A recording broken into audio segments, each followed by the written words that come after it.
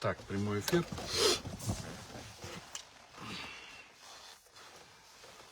Так, буду говорить на русском, так как там дело рассматривается по одному русскоязычному парню и также по другой национальности. И предъявление обвинений, само уголовное дело идет на русском языке. Поэтому весь эфир буду говорить на русском языке. Кыргызчасынан айтып элетилем бул эфир боюнча, бирок бияктан деген бөлөк улуттагы адамдар боюнча иштер жүрүп атат. Андан тышкары иш негизи өзү, иш жагдайлар орусча, ошондуктан орусчасын айтам. Уважаемые друзья, я еще прошу вас еще раз поделиться, чтобы мы немножко увеличили свою аудиторию и по этой аудитории говорили. Так, давайте это еще раз делайте поделиться и начнем говорить по данному уголовному делу. И очень жаль, что следствие ГКМБ очень таки приняло жестокую форму карательного метода. Просто стали страшными карателями. Так, Асия Улус, Саламатспы, Алексей Иванов, здравствуйте, Давлят Садыков, здравствуйте, Гульбарчин Сабирахунова, здравствуйте. 7 человек, 8 человек, еще раз делайте поделиться, и тогда начнем эфир, так как в этот эфир надо говорить, когда аудитория будет большая, потому что мой прямой эфир будет, можно сказать, я буду делать обращение к председателю ГКНБ, заместителю премьер-министра Камчет Кадыршаевичу Ташиеву. Бакыт Омаров, саламатсызбы? Салам үнү жакшы угулбай атат. Эми угулду. Гульбарчин Сабирахун, саламатсызбы, Канат Паке, саламатчылык. 10 человек в эфире, давайте до 50 доберем, чтобы начинать эфир, потому что из-за того, что просто прямой эфир вести, то это как бы неинтересно. А если будет аудитория большая, то тогда будет лучше. Поэтому делайте поделиться, ставьте лайки, и она появится в других аккаунтах. Просто мой аккаунт недавно, видать, блокировали. У меня аккаунт был заблокирован. В связи с этим многие не видят. Поэтому побольше, пожалуйста, побольше лайков или же побольше поделиться, и тогда будет толк с этого эфира, потому что этот эфир будет обращение к Камчыбеку Кадыршаевичу. Обращение именно к Камчыбеку Кадыршаевичу. Так, Батма Жолболдиева, кандайсың? Батма, жакшысыңбы? Нурмат Исманов смотрит. 13 человек в эфире. Еще раз поделиться сделайте, пускай побольше будут в эфире людей. Вот, давайте доберем еще раз поделиться сделайте, пожалуйста. Раскидайте по группам, чтобы мое обращение дошло все-таки до Камчыбека Кадыршаевича. Нурмат Исманов, кыргызчадагы бер дейт. Бул кыргызчадагы бергенде бул иш жагдайлары орусча экен. Иш жагдайлары орусча болгондон кийин андан кийин бөлөт улуттагылар. Анан кийин ошондуктан азыр кыргызча бергенде өтө мындай туура эмес болуп калат го деп атам да. Анткени кандай болбосо да бүт иш жагдайлары орусчасынан. Жыргалбек Сагынбаев, саламатсызбы? Привет, Жыргал, как дела, брат? Айжамал Зарлыкова, кандайсың, кызым, жакшысыңбы? Вот 19-20 человек в эфире. Еще раз поделиться и начинаем эфир.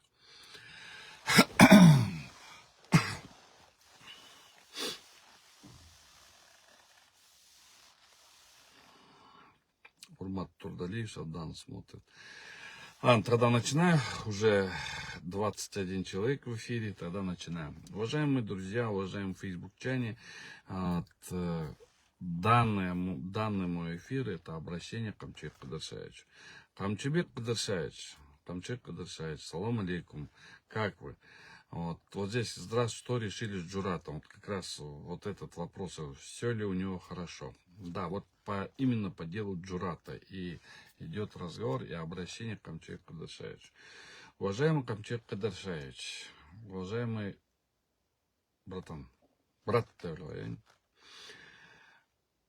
Сизди жақсы танимын, вы меня хорошо знаете, я вас очень хорошо знаю, к вам есть уважение. Но следственное подразделение вашего ведомства, оно вас практически опять-таки толкает на саботаж. Не то, что саботаж, они просто, эти следователи занимаются карательством, и когда они карательством занимаются, то вопросы-то идут не к следователю, понимаете, Хамчик Адашевич? Вопросы идут к вам, что вы как глава ведомства. Может быть, вы об этом деле даже и не знаете, то по этому делу именно вопросы потом возникают к вам. Недовольство, если сотрудник, если следователь, опера совершает какие-либо ошибки, то все вопросы, потом все шишки летят на вашу голову, Хамчик Адашевич. Вот одно из этих дел. Я на сегодняшний день вот в этом эфире я не хочу рассматривать вопрос о виновности, невиновности моего подзащитного. Я не собираюсь это оспаривать. Виновность, невиновность, она будет доказываться в ходе следственных мероприятий. Вот. Поэтому вот именно к вам, Хамчик Адашевич, я хочу обратиться, чтобы вы все-таки посмотрели на работу следственного управления, следователей вашего учреждения. Потому что, вы же понимаете, следователь не только должен быть карателем, здесь должна быть справедливость, здесь должна быть гуманность, да, хотя бы. Вопросов нету, если человек там виновен, совершил преступление, и если он здоровый там, или же, больной, то можно ладно, не такой формы большой болезни, то его можно избрать ему меру пресечения с содержанием под стражей. Но по моему подзащитному, это вообще смешно. Самое интересное в том, что мы предоставили все имеющиеся справки, все, абсолютно все, но сегодня такая ситуация. Значит, я расскажу обстоятельства дела. Значит, 30 октября 2023 года было возбуждено уголовное дело по 285 статье, это, по 285 статье, то есть по факту контрабанды предметов, в отношении которых установлено специальное правило перемещения через таможенную границу Крымской Республики. 20 октября 30 года мой подзащитный Сыдыков, он был задержан в порядке статьи 96-97 Уголовного процессуального кодекса Крымской и водворен в ИВС СИЗО ГКНБ. Нет. Суд Первомайского районного суда его определил в СИЗО МВД. Это СИЗО номер 1, а не в СИЗО ГКМБ. Это одна оплошность. 31 же октября моему подзащитному было предъявлено обвинение по 285 статье, и в отношении него была применена мера пресечения в виде заключения под стражу сроком до 30 декабря 2023 года с содержанием учреждения номер 21 при Министерстве Республики, то есть СИЗО-1. Теперь, что самое интересное, перед тем, как идти на продление меры пресечения, на избрание меры пресечения, я обратился со всем талмудом, вот с таким талмудом справок, для того, чтобы взять и этот талмуд справок, на основании которого ему не могли избрать меру пресечения. Следователь должен был хорошенько посмотреть на его историю болезни. У моего подзащитного в 2012 году случилась авария. За счет того, что у него случилась авария, отец умер, и он со злости там разбился или себя, и у него вот здесь образовалась такая дырка. Вот я на себе, пускай будет, куда я салтазан, но вот здесь образовалась как бы дырка. Дырка не зарастала, но там, по большому счету, пошел киста наращена. И эта киста ушла в мозжечковую часть. И самое интересное, эта киста какая-то кровеносная. И она начала давить. За счет этого у него появился вечный тремор. Он постоянно вот так вот ходит. У него, я его соображаю, вот так вот. Вот. Когда этот тремор был, и когда у него идут какие-либо приступы, именно приступ, он когда волнуется или переживает, у него автоматически начинается приступ, эпилептический приступ. Ну, вот это начинается эпилептический приступ, и он уходит. И самое интересное, он заглатывает язык. Его супруга постоянно вечно рядом с ним. Она супруга, которая вечно ему дает лекарства. Она уже знает. Значит, с 12 года этот парень находится под практически каждодневным присмотром и практически еженедельным обследованием у врача. Его родители возили его и в Германию возили, и в Турцию возили, и в Москву возили. Ему хотели сделать операцию, чтобы это убрать. Но ни одна клиника, ни Германия, никого не берут этого, потому что они констатируют так, что если вдруг что-то случится, он может умереть на операционном столе. Поэтому никто не берется за эту операцию. И помните, на моей странице ночью я выставлял, не то что выставлял, был в прямом эфире, как у этого пацана, там он переволновался, вышел, и у него там случился вот этот эпилептический шок, или как там его называют, и его начало трясти. Самое интересное, он перенервничал очень сильно, и самое, что мне было... В своей практике было очень много моей практики, но в этот момент я увидел, как этот мальчишка начал прочитать «Ля иляха иллаллах». Он готовился умереть. Он в тот день уже приготовился умирать. И он начал предсмертную говорить «Ля иляха иллаллах». Вот в чем была проблема. Ему там человек 10, там были и сотрудники ГКМБ, оперативные сотрудники ГКМБ, которые видели, как его прям несколько человек вот так вот рот открывали и вытаскивали язык. Вытаскивали язык. Но несмотря на это, тем более в суде потом уже его приехала скорая, скорую долго не отпускали сотрудники ГКМБ, мол, типа, это... Потом уже молодец, врач со скорой говорит, да мне плевать на ваше это самое, он должен, толкнула оперативного сотрудника, и толкнув оперативного сотрудника, этот врач увезла. Они выходили его, они вытащили пацана с того света, можно сказать. Они вытащили этого пацана. И когда вытащили это, в это время, когда он был в больнице, судья Первомайского, опять-таки, районного суда, следственный судья Первомайского районного суда, несмотря на все вот это, то, что он все это видел, несмотря на то, что мы предоставили все справки, что он имеет место жительства, что он отец 3 детей, что он выйти сам не может ходить, он реально, он один не может ходить, с ним рядом всегда ходит жена, он передвигается при помощи жены. И тогда, в любом случае, следственный судья, который должен хотя бы иметь гуманность, потому что невозможно, это сейчас просто непонятно. Судьи стали негуманны, судьи стали карателями. И не то что карателями, они стали нотариусом, как я всегда говорю. Судьи, институт следственного судьи Первомайского суда, он стал просто обычным нотариатом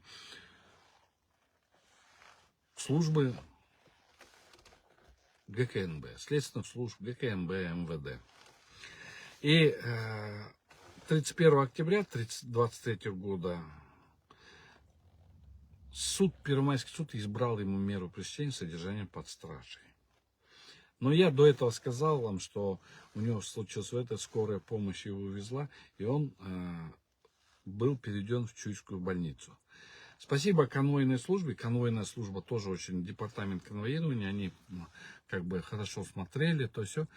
И департамент конвоирования, когда я приходил на встречу со своим подзащитным, департамент конвоирования сами вот так вот головой качает и говорит, елки-палки. И когда у него на сегодняшний день, даже когда он переволнуется или когда перенервничает, у него даже там судороги. И вот эти сотрудники конвойной службы, они сами видели и видят, что он действительно тяжелый. Врачи тоже видят действительно тяжелый, но, как всегда, отличается опять наши сотрудники ГКМБ. Жалко, конечно, родные пенаты, родная контора дошла до такого уровня. Очень жаль, но контора начала приезжать в больницу, в Чуйскую больницу, и начала давить врачей. Давайте то-то, то-то. Врач что может написать? Врач говорит, да, он поступил, он тяжелый, но у него сейчас состояние удовлетворительное. Вопрос стоит в состоянии удовлетворительное. Врач пишет, а то, что удовлетворительно, он не пишет, что он то-то. Он может сказать, что вот сейчас удовлетворительно, но если приступ случится, это будет опять. Да? А следователи берут это за основу, что удовлетворительно все, он может содержаться под стражей. Хорошо. Пускай будет содержаться под стражей, то-то, то-то. А теперь вопрос. Камчат Кудашевич. А если этот паренек умрет? Он передвигается при помощи... Он один не может самостоятельно передвигаться. Он передвигается с женой. Он всегда нуждается в циклодоле.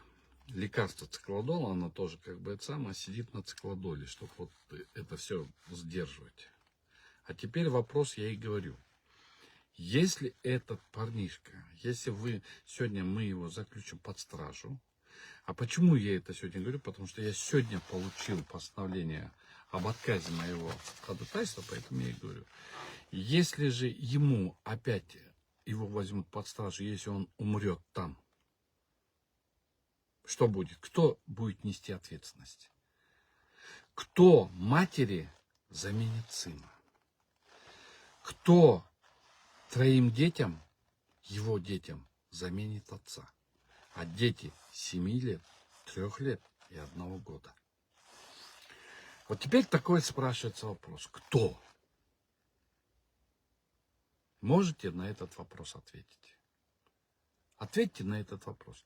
Кто будет отвечать, если он, оказавшись за стенками под стражей, и если его вдруг там не увидят, или же кто-то не досмотрит, или врачи не досмотрят, кто будет отвечать за его жизнь? Вот такой вопрос. 11 ноября 2023 года я подал ходатайство с просьбой о ходатайствовании перед судом изменения меры пресечения в отношении моего подзащитного Джурата Садыкова на определение иной меры пресечения в виде домашнего ареста. Пускай будет круглосуточный домашний арест. Пускай он нигде ничего не будет обращаться. Пускай это будет. Но, уважаемый Камчат Кудашевич, ваши следователи сегодня мне дают вот такой ответ. Вот. От 13-го. Об отказе. И они интересную вещь пишут в своем...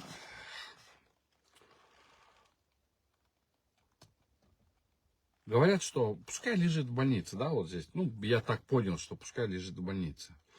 Так, согласно главе 7 правил, главе 17 внутренних правил внутреннего распорядка следственных изоляторов уголовной исполнительной системы, утвержденных постановлением правительства от 30-го, для оказания обвиняемых осужденных срочной или специализированной медицинской помощи, которая не может быть оказана в СИЗО, эти лица помещаются для стационарного лечения в лечебно-профилактическое учреждение уголовной исполнительной системы. А в необходимых случаях в лечебно-профилактические органы здравоохранения при условиях обеспечения охраны и изоляции. На основании изложенной, принимая во внимание, что в настоящее время обвиняется помещен в медицинское учреждение, то есть он чуть не умер и находится там, а оперативные сотрудники давят, что уже врачи, уже больницы боятся, говорят, заберите его, говорит, это потому что мы боимся тоже, потому что ГКМБ уже никто, уже все боятся. Вот как в 1937 году, помните, вот этот черный воронок приезжал, и вот эти НКВДшники приезжали. То же самое сейчас. Увидели сотрудники КМБ, корочкой светанули, все, уже вся больница, все там, любой человек уже начинает бояться.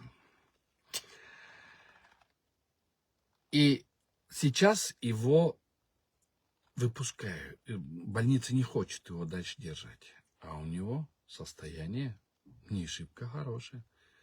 И это показывает, состояние показывает состояние его здоровья, доказывает МРТ, снимками МРТ, которые сделали то-то, то-то.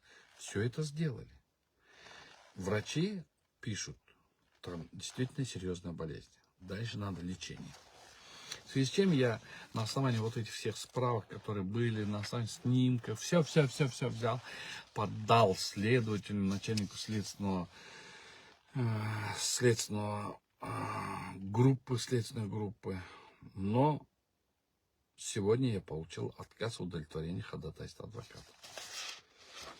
И в этом постановлении в отказе удовлетворения адвоката ничего не написано. Просто написано, что он лежит в больнице, да и ради бога, лежите дальше.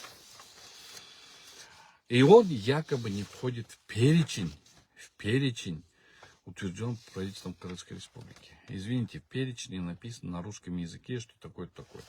Но диагноз, я с врачами тоже разговаривал, диагноз, который выставляется моему подзащитному, а это, сейчас я его прочитаю, это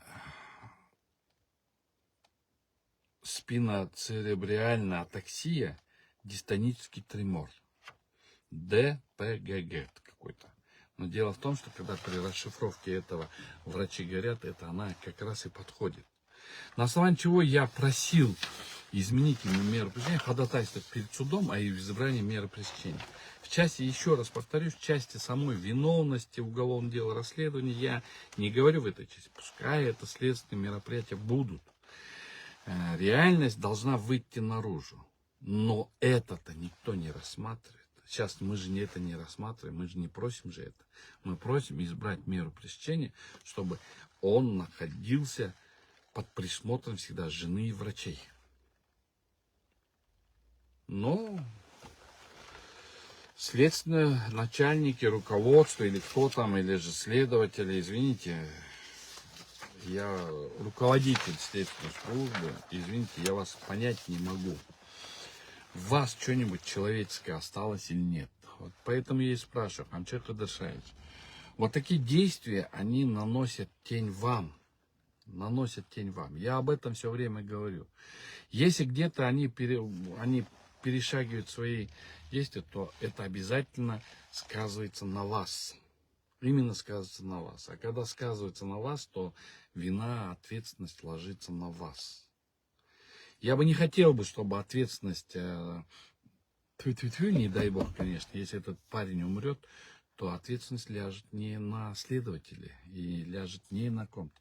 Она ляжет на руководителя этой организации. А руководителем этой организации является Хамчат Кадыршаевич, вы. Я бы хотел, чтобы вы все-таки, я же говорю же, я не оспариваю его виновность или невиновность. Следствие пускай идет. Просто во избежание плохих последствий для родителей, для детей его, во избежание этого просто уже выхода нету, как сделать к вам прямое обращение. Потому что ваши следователи, просто затуманенные глаза у ваших следователей, им все по барабану, им сказали сажать, они сажают, а им сказали вытаскивать, они вот так стеклянные глаза, и все, им плевать. Человеческая жизнь на кону или еще что-нибудь. Должность, деньги, власть – это ерунда по сравнению с человеческой жизнью. Это ерунда по сравнению с человеческой жизнью. Человеческая жизнь важнее, намного важнее.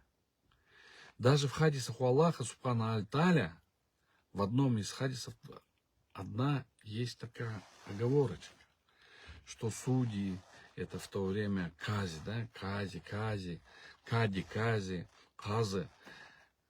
там говорится о том, что если он неправильно принял решение, незаконное, неправосудное решение, которое не идет вразрез нашему мировоззрению, то он в судный день будет отвечать очень жестоко, и навряд ли он будет прощен. А об этом мы забываем, понимаете, мы об этом забываем. Мы забываем о том, что человеческая жизнь важнее. Мы все гонимся за исполнением приказов, чтобы не лишиться своего кресла. Мы исполняем приказы и нотариально заверяем, чтобы не потерять мантию судьи. Это и создает сам хаос. И поэтому я и говорю, что мы сейчас за счет вот этого живем в каком-то хаосе. И это только следствие ГКМБ. Уважаемый Камчак Адашевич, вы же всеми силовыми структурами, над всеми силовыми структурами являетесь. Вы вице-премьер именно по работе с силовыми структурами. Следственное управление ГСУ, МВД. Там вообще непонятная система, я тоже выходил. Таможенников отпускают те, которые узаканивали все. При помощи какого-то там зама, какого-то серого кардинала таможни. И якобы присутствие каких-то имен из власти, то там тоже бардак. Следствие полностью хромает. Следствие уничтожило само себя. И я считаю, что это очень плохая тенденция для развития будущего. Плохая тенденция. И я боюсь другого, что оно может стать триггером для каких-нибудь волнений, которые могут использовать оппозиция. Этим самым вы делаете хуже себе. Может быть, вы все-таки посмотрите на следственные свои подразделения. Но если так, позовите тех людей, которые имеют научные степени, которые знают, что такое закон, что такое акты, что подзаконные акты, что такое нормативно-правовые акты. Вот это все. Ведь не только УК существует в уголовном судопроизводстве. А мы же заместо того, чтобы следственный орган, заместо того, чтобы все-таки бороться за чистоту следствия, следствие взяло просто карательный вид. Они карают всех направо-налево. Но мы не сможем, мы маленькое государство. Если мы будем карать каждого второго, каждого первого, каждого второго, то, извините, за полгода у нас полгосударства будет иметь судимость. Поэтому вот Кайсын Абакиров, тоже мой коллега, сейчас в эфире. Кайсын тоже может высказать эту часть. Он кандидат наук, он преподаватель, он тоже один из тех людей, которые работают с законами. И вот мы, те люди, которые работаем с законами, мы, оказывается, тупые, а вот следователь, который закончил вчера университет или же академию, они умнее нас. Вот это больше обидно. Поэтому, Камчак Адашевич, я вас очень прошу, попросите дело в отношении Сыдыкова. Попросите. Посмотрите его болезнь.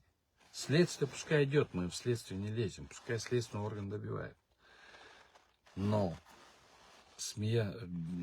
избрать меру пресечения больному парню, который действительно болеет, то это было более гуманнее.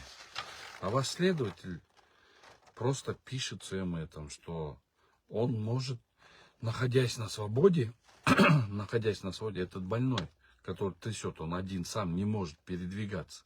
Он передвигаться не может. И этот парень, который не может передвигаться сам, написано, он может скрыться от органов следствия и воспрепятствовать следствию. Смешно. Камчак Адашевич, я верю, что вы все-таки посмотрите данное дело. И я считаю, что, Камчак Адашевич, вы все-таки человек, который умеет думать. И я считаю, я думаю, я верю тому, что вы все-таки разберетесь со своим следственным управлением. Потому что следственное управление, как ГКМБ, как МВД, там идет одно беззаконие и хаос. Это хорошим ничего не придет. Большое спасибо вам за эфир. Большое. Теперь я буду ходатайствовать о том, чтобы провести судебно-медицинскую экспертизу, потому что следователь трактует по-своему медицинский термин, врачи им объясняют, говорят, что этот медицинский термин подходит под перечень, но следователи ее трактуют по-своему, потому что там не написано слово в слово. Там написано на латыни, но это же не по-русски написано. Просто удивляюсь. Ну, я, в общем, удивляюсь всему пофигизму. И молодые ребята, следователи, что вы из себя делаете? Вы же себя монстров делаете. Зачем? Это же все скажется потом на вас. Зачем это? Урматтуу камчылык кыдышач, мен сизди сыйлайм, билесиз. Мен ойлойм, сиз деген ушу бүт бардыгын мындай иликтеп көрсөңүз, тергөө бөлүмү силерде аман эле болсун болуп калды. Бул жөн эле мындай эле кылыч менен эле башын чапкандай эле эме болуп калды. Поэтому я думаю, все-таки в Казахстане наступит время верховенства и права. Я думаю, что все-таки телефонное право как наука не будет у нас в Казахстане. Алга Казахстан, Камчак Кадыршаевич, я надеюсь на вас.